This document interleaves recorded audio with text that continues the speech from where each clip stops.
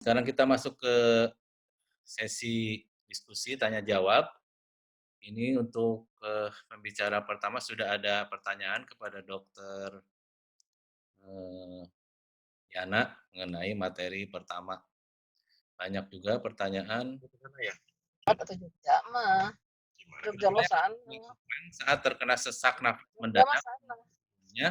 sudah mengkonsumsi obat Spirofa, Respimat atau Spiolito dan Symbicort, di mana sesak nafas tersebut akan membuat penderita kepanikan karena tidak bisa bernafas sama sekali. Dokter Yana, apa bisa dijelaskan katanya mengenai ini? Dia sudah mendapat terapi sebelumnya. Nah, baik. Tadi saya mendengar pertanyaannya adalah kaitan dengan sudah mengkonsumsi obat-obatan ya. Saya dengar tadi ada Respimat itu jadi sudah mendapat pengobatan inhalasi. Ya, artinya sudah mengkonsumsi bronchodilator. Nah, sudah diinisiasi terapi berarti ini. Nah, jadi kalau timbul sesak kembali dengan obat yang ada, nah, tapi kan urutannya diagnosa sudah, artinya Pak siapa ya, Pak Agus tadi ya? Bagus ya. Pak Agus, berarti Pak Agus sudah menderita PPOK ini. Tahu usia berapa nih Pak Agus? Nah, karena nanti ya 62 saya. 62. 52. 62. Oh, 62 ya. Menderita PPOK ya, sabar itu tapi bisa kita kendalikan. Dengan obat-obatan tadi masih merasa sesak, urutannya kan tadi, berarti Pak Agus sudah dalam posisi sudah diberikan terapi inisial manajemen. Nah, itu harus di-review ya. Nah, sebulan dengan pengobatan yang rutin itu bagaimana? Seseknya bertambah ya atau sering eksaserbasi. Nah, artinya ini harus di apa namanya? Eskalasi, mungkin perlu ditambah lagi atau dievaluasi ada nggak pencetus-pencetus begitu. Jadi ini mesti diperhatikan. Jadi bisa jadi apakah dosis obatnya ya atau ada obat-obat tambahan lain-lain. Begitu mungkin jawaban dari saya. Jadi kalau masih merasa sesak dengan obat yang saat ini ada, itu mesti dievaluasi. Ya, dievaluasinya tadi jangan sampai ada pencetus-pencetus tadi. Ya, debu-debu rokok, apa asap segala macam ini. Ya, ataupun ada infeksi-infeksi, flu atau dan sebagainya. Nah, setelah itu kita sesuaikan kembali obat yang diberikannya ya. Saya rasa sih udah lengkap itu, sudah ada obat steroid juga kelihatannya ya, udah gabung-gabung nih. Itu mungkin jawaban saya. Bisa saya perjelas sedikit, Dok? Mohon maaf. Ya, silakan. Jadi gini maksud saya, tadi saya sudah melakukan obat-obat yang diberikan dokter sudah saya jalani, artinya rutin ya, saya pakai itu pagi maupun malam, sore gitu. Tapi kadang-kadang saya itu lagi duduk saja gitu, seperti ini misalnya saya lagi ngikutin acara ini, tiba-tiba saya sesak. Padahal saya sudah mengkonsumsi itu tadi gitu ya. Nah, yang pertanyaan saya poinnya itu sebetulnya bagaimana mengatasi pada saat saya sesak itu sama sekali tidak bisa bernapas gitu. Panik Baik. saya. Sehingga saya kan menjadi trauma karena sudah berulang mengalami itu. Nah, yang saya tanyakan tuh saya harus bagaimana gitu pada situasi seperti itu gitu, Dok, ganti. Baik, baik Pak Agus. Kalau posisi begitu, obat nih udah lengkap nih Pak Agus, saya lihat ya, coba disampaikan nih. Jadi bronchodilatornya udah ada bacem ya, kalau bahasa medis itu adalah lama sama labanya sudah dikonsumsi itu 2 macam dan sudah terus menerus. Artinya Pak Agus sudah di step mana ini posisi? Apakah bukan lagi di GOT 1, 2, 3, apa kayaknya ini udah 4 nih. Artinya mungkin Pak Agus sudah membutuhkan terapi oksigen jangka panjang. Ya, harus memakai konsumsi oksigen. Nah, itu ada. Jadi mungkin dosis kecil oksigen dipakai, bisa jadi Pak Gus. Ya, cuman ya tadi dicek, jadi Pak Gus mesti ada pemeriksaan lebih lanjut ini sebetulnya ya. Spirometrinya itu sudah posisi di mana, tadi tes paru-paru ya. Cuma sayang nih kondisi saat ini sedang COVID ya. Ya, ya. Laboratorium untuk pemeriksaan itu agak terbatas. Ya, saya Ya. tambahkan lagi, Dok. Ya. Mohon maaf ya, tekankan di sini.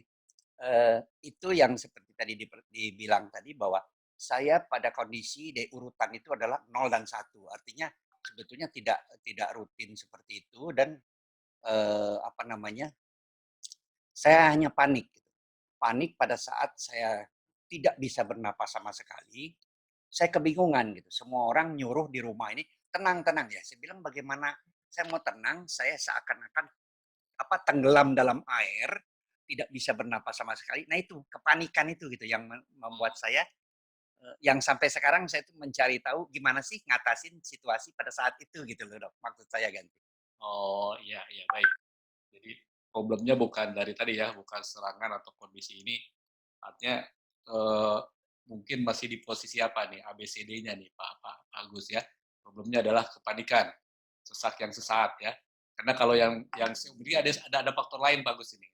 Ya tadi, kepanikan tadi nih, apa panik dulu sesak atau sesak dulu bikin panik? Nah ini mesti 2 hal ini kan saling terkait nih, orang panik tuh bikin tambah sesek, orang sesek juga bikin panik gitu, kadang-kadang Betul. begitu. Ya. Betul. Tapi saya sarankan sih memang nanti harus dinilai ulang ya obat-obat yang diberikan. Kalau itu belum optimal, itu tetap bisa akan ada sesek walaupun dalam posisi istirahat ini. Nah, oleh itu mungkin Baik, sudah perlu obat oksigen yang jangka panjang gitu. Ya, baik. gitu. Terima kasih, Dok. Terima kasih, Pak Agus. Kemudian pertanyaan kedua nih, masih kepada Dokter Yana, dari Riri Wiranata Kusuma. Apa kalau tiba-tiba seperti keselak tenggorokan termasuk PPOK? Nah, bukan ya. PPOK tadi harus ada keluhan-keluhan batuk yang kronis gitu ya. Nah, batuk yang kronis, nah cuman kalau sesek tuh sesek juga bertahap. Cuman orang kadang-kadang nggak merasa sesek nih. Tapi kalau sudah dites tadi, misalnya di aktivitasnya dia di grade mana, nah itu mesti diperhatikan juga. Jadi kalau keselak enggak, Oh, keselak mungkin ada sumbatan mendadak. Ya, dari Alifa, kalau tiba-tiba sesak tersengal-sengal dan ada rasa tersengat di dada, apa juga termasuk PPOK, Dok? nah balik lagi ya, PPOK itu biasanya seseknya tidak mendadak ya, tidak mendadak kecuali dia memang ada eksaserbasi ya, bertambah berat dari sesek yang ada. Nah ini kalau sesek mendadak itu banyak penyakit-penyakit akut yang lain ya, mulai dari yang paling berat jantung misalnya tiba-tiba sesek. Gitu. Ya. Apa bisa dipicu oleh stres, terutama batuk dan sesak katanya? Nah kalau sesak dan batuk bisa dipicu oleh stres ya. Nah cuman kalau COPD ya stres itu tidak langsung dia memacu atau memicu timbulnya COPD. Nah, gitu ya.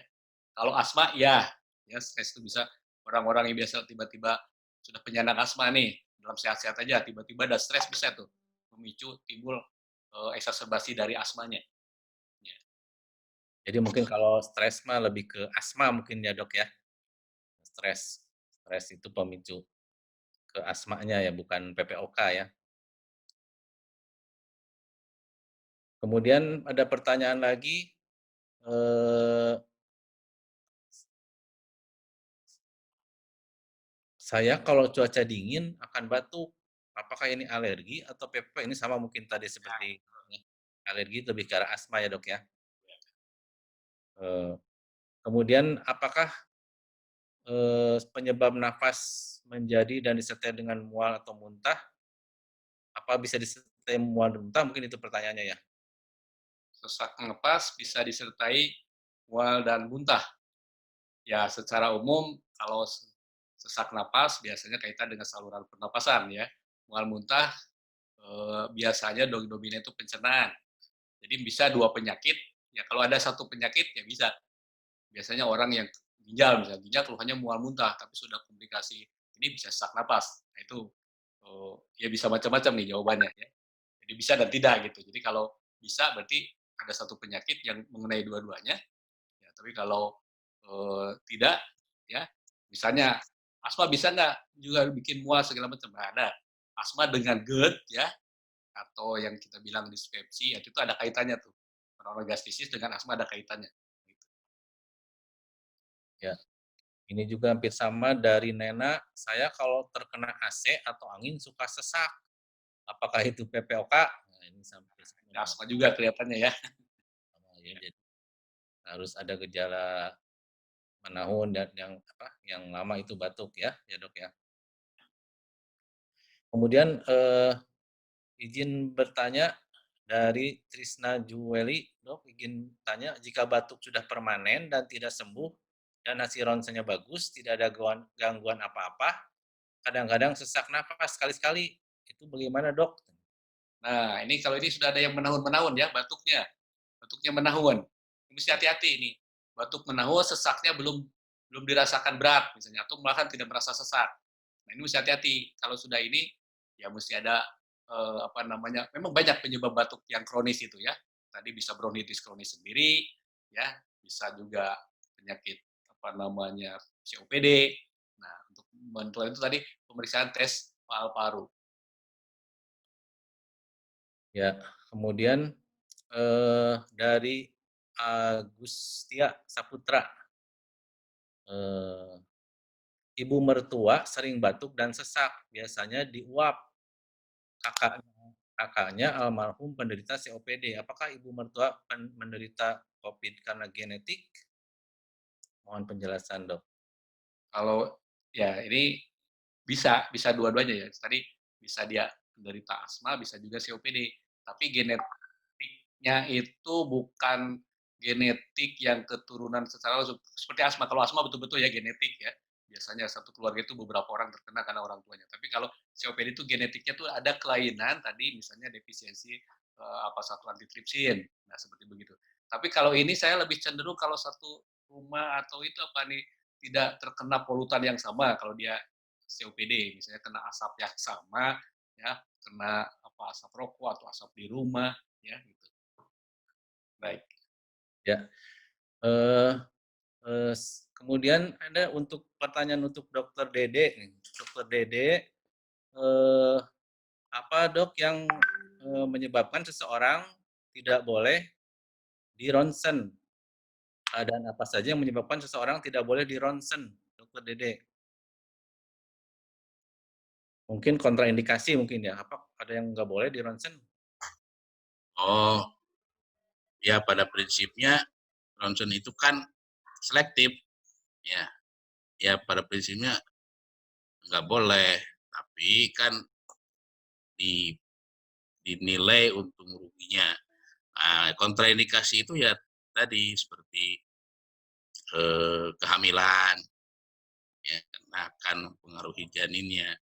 Nah, tapi kalau kita lihat teknologi ronsen sekarang dosisnya ya relatif sangat kecil, jadi tidak ada kontraindikasi mutlak ya, tidak ada kontraindikasi mutlak.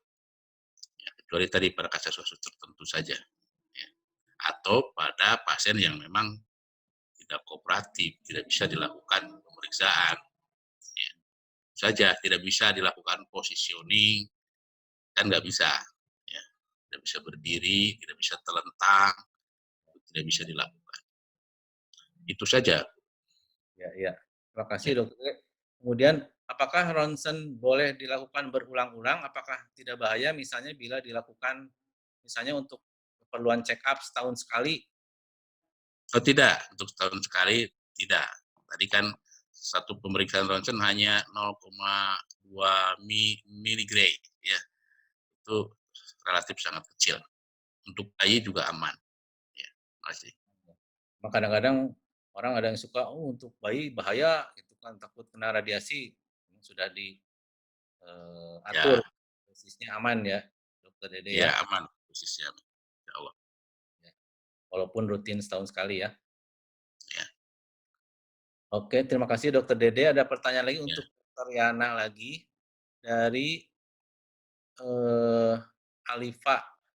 Dokter, saya penderita asma bronkitis. Bila menghirup bau rokok saja, nafas menjadi sesak dan batuk. Apakah ini juga tanda PPOK dan bagaimana mengatasinya?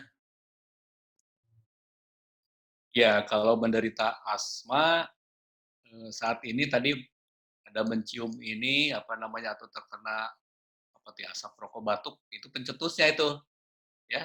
Pencetus itu masih masih kelompok asma itu. Ya, hati-hati aja. Asma itu karena rentan dengan pencetus. Jadi, sedapat mungkin dihindarkan. Ya. Insya Allah belum ini ya, belum COPD lah.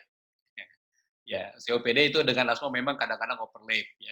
Biasanya pada pasien-pasien yang sudah tua ya, sudah tua baru muncul asmanya di situ. Nah, kita kadang-kadang sering mengkelompokkan ini asma yang overlap dengan COPD. Ya. Mungkin itu. Ya, terima kasih. Kemudian ada pertanyaan lagi dari Yudia Stuti. Jika penderita PPOK tidak batuk dan sesak, tapi hampir tiap hari nyeri paru-paru kanan, terutama jika dingin dan lelah, hanya perlu istirahat atau tidur. Jadi obat inhalasi tidak diminum lagi. Apakah itu sudah benar katanya? Ya, ini paru-paru kanannya sakit, kenapa? Ini mesti dicari nih, paru-paru kanan sakit. Ya, kalau penderita PPOK, ya ada paru-paru kanan sakit, ya hati-hati juga, karena itu sering overlap tadi ada penyakit-penyakit komorbid yang lain di paru-paru. Nah, tapi kalau tadi kaitannya dengan obat inhalasi yang tidak diminum lagi, nah sebaiknya mah kalau sudah ditentukan oleh tadi inisial manajemennya memakai inhalasi, ya rutinlah itu dilakukan dulu, ya. Nah itu mungkin. Ya, jelas mungkin kepada Widya Stuti ya. Kemudian ada lagi ke Dokter Yana lagi dari Adi P. Saya mengkonsumsi Symbicort inhaler 2 kali per hari rutin selama 8 tahun terakhir. Apakah ini tidak berbahaya? Saya jarang sekali sesak nafas berat. Kalau perlu saya minum Eufilin Retard 250. Nah, ini mungkin apa nih, asma ya? Ya, Ya. ini Kalau ya. ini asma sudah rutin, memang kalau pengobatannya ini sudah harus lewat inhaler yang Symbicort ya, itu golongan kombinasi juga ya, bronchodilator dengan steroid, harus sudah rutin. Apakah 8 tahun ini berbahaya? Nah, ini problemnya gini, obat-obat inhalasi itu relatif, ya, efek sistemiknya tidak seberat yang dikonsumsi. Nah, karena ada obat-obat asma yang oral asing di masyarakat ya, obat peleganya itu yang diminum, yang dimakan. Nah, itu relatif lebih lebih banyak efek samping, apalagi penggunaan jangka panjang. Tapi kalau yang inhalasi, sampai saat ini memang itu standarnya. Standarnya harus dengan inhalasi dan itu lebih aman. Ya, efek sistemiknya sangat-sangat kecil. Jadi diteruskan saja ini, tidak berbahaya. Lebih berbahaya nanti kalau sering sesak ya. Efek oksigen yang kurang di tubuh lebih banyak lagi bahayanya. Jadi aman ya dok ya untuk inhalasi. Nah, oke, kemudian pertanyaan ini untuk Dokter Dede. Pada hari keberapa biasanya pasien COVID mulai terlihat gambaran GGO apabila happy hipoksia? Ada pengalaman mungkin Dokter Dede di Ya, ronsen? dari tidak ada patokan yang pasti, apalagi saat ini kita tidak tahu seorang itu kapan terinfeksi.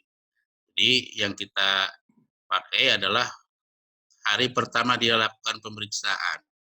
Ya, kemudian nanti ada serial pemeriksaan. Jadi bisa saja periksa pertama normal. Nah, biasanya ada yang progresif, hari kedua ada perburukan. Dari yang dilakukan di rumah sakit Alisam, ada yang satu hari, hari pertama dia periksa normal, 2 hari kemudian terjadi progresif penambahan. Jadi ini mungkin seninya di kedokteran, ya tidak ada patokan hari keberapa. Apalagi kita tidak tahu kapan dia terinfeksi. Biasanya untuk apalagi kalau dengan pemeriksaan ronsen dada biasa itu kan ya tidak terlalu sensitif. Ya, untuk itu bisa aja normal. Tapi ketika kita dilakukan pemeriksaan CT scan sudah mulai ada GGO tadi. Ya, tadi ada kasus foto dadanya normal, tapi kemudian di ronsen positif GGO. Jadi kita nggak bisa tentukan harinya, hari keberapanya. Ya. Selanjutnya bedanya X-ray dengan infrared apa? Katanya bahaya mana? Seperti pengukur suhu badan. Oh, mungkin suhu badan yang itu yang Oh, yang mall mau ditembak itu ya, shotnya. nah, Oh ya, kalau itu infrared itu ya tidak menyebabkan ionisasi ya. Infrared kan ada di matahari seperti harian, bagaimana bisa kita tersinar matahari. Kalau X-ray dia energinya sangat besar, dia bisa menyebabkan ionisasi sel-sel tubuh manusia. Jadi bahaya X-ray. Infrared tidak berbahaya. Dari Nana, Dokter Dede, kalau tadi disebutkan pada anak aman untuk pemeriksaan radiologis, berarti apakah pemeriksaan radiologis juga aman untuk ibu hamil tadi? Ya untuk ibu hamilnya aman, hanya untuk janinnya saja, hanya janin kan. Nah, makanya ibu hamilnya tidak apa-apa diperiksa radiologi, hanya janinnya nanti dikasih proteksi, ya ada kain timbal untuk proteksi janinnya. Ibu hamilnya nggak apa-apa. Ada pertanyaan lagi dari Pak Dindin Hardi Gunawan kepada Dokter Yana. Apakah ada pembatasan olahraga pada orang dengan PPOK? Apa olahraga pada orang dengan PPOK dapat mencetuskan sesak seperti pada orang asma? Kemudian olahraga apa yang dianjurkan?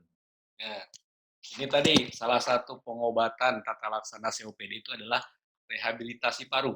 Ya, nah rehabilitasi paru itu ada teknik-tekniknya. Nah, termasuk nanti dengan kalau sudah waktu dengan olahraga, artinya gini, olahraga yang bisa memperkuat sisa paru-paru yang tersedia. Ya, jadi kan kita tahu tadi bahwa proses secara patofisiologi tadi kelainannya adalah kita tidak bisa mengeluarkan udara yang sudah kita isap tuh, lebih banyak gangguannya di situ. Lebih susah mengeluarkan udara, lebih banyak yang tertahan. Nah, tadi kan jadi menggembung paru-parunya. Itu harus dilatih. Jadi latihan pernapasan, terutama untuk yang PPOK ini. Juga untuk penguatan otot-ototnya, ya kan salah satu fungsi pernapasan itu kalau otot-otot kita kuat, ya otot di dalam. Nah, ini kita perkuat. Nanti kan olahraga-olahraga yang bisa memperkuat tadi otot-otot pernapasan, kedua berlatih pernapasan, ya, terutama pada saat kita mengeluarkan napas itu harus dilatih. Sehingga CO2 yang tertimbun di badan ini bisa kita keluarkan. Itu jadi olahraganya ke arah sana. Kemudian apakah olahraga bisa mencetuskan? Kalau di asma ya di asma itu karena ada yang bisa mencetuskan di satu sisi orang asma itu harus olahraga, ada juga olahraga asma. Tapi di satu sisi kadang-kadang asma itu bisa mencetuskan olahraga itu bisa mencetuskan asma. Nah, biasanya kalau yang demikian, biasanya kita berikan dulu apa namanya profilaksinya, pencegahannya. Ya, dia isap dulu obat leganya, nah baru olahraga. Nah, gitu caranya. Ya, ya. Kemudian ada pertanyaan lagi dari Ibu Yulia, apakah perokok pasif mempunyai risiko yang sama dengan perokok aktif untuk terkena PPOK? Ya, PPOK itu kan pada intinya soal merokok, cara merokok, yang penting asapnya ini masuk ke badan ya. Walaupun dia tidak menghisap rokok, bukan perokok, tapi kalau di sekitarnya banyak polutan-polutan tadi asap rokok, ya kebetulan dia bernapas terhisap, ya terkena juga. Ya kadang-kadang bisa jadi yang pasif itu lebih lebih apa namanya lebih mudah terkena itunya ya, karena ya kalau apalagi kalau pasifnya di lingkungan yang banyak perokoknya.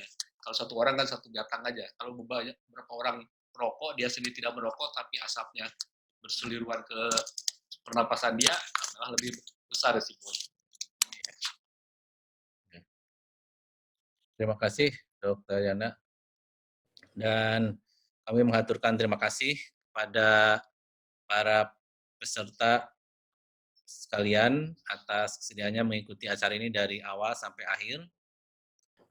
Kalau tidak ada lagi, mungkin terima kasih sekali lagi kepada Dr. Yana Ahmad, spesialis penyakit dalam, dan Dr. Dede Setiapri Agung, spesialis radiologi, atas waktunya pada siang hari ini. Ketemu lagi.